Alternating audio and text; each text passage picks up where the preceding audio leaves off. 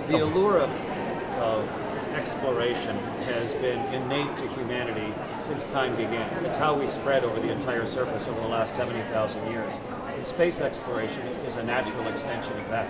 I was first inspired by the moon landings, and that was extremely newsworthy at the time. And I resolved, when I became an astronaut, if I ever could do that later, that I would make it as complete and interesting and share it as well as I possibly could. And in all three of my space flights, I did my utmost to share the experience. And it's been such a phenomenon. I mean, the space station's been around for a decade or so now, but you're kind of the first astronaut who's really brought it back to the masses and really made it an inspirational thing again. How are you finding that now that you're back on Earth?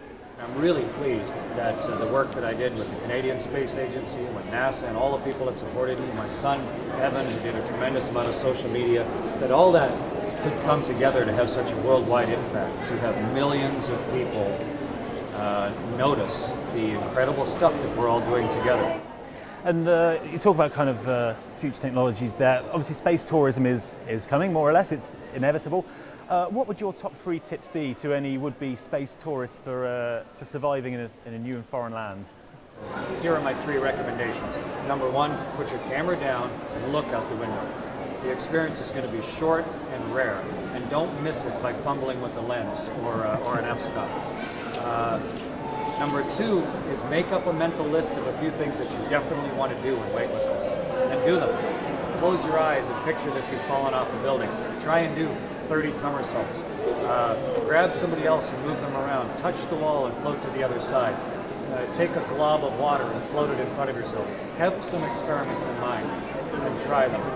And number 3 is learn all the parts of it that are dangerous and make sure that you're competent in those parts. You know, re-entry is always going to be difficult, and the particular safety equipment that you're responsible for and the safety of yourself. Take it seriously, because you may be a tourist, but you don't want to be a burden or a hazard to the people around you. So know your part, don't look at it through a camera lens, and have a plan and stick with your plan. I think those would be my 3 recommendations.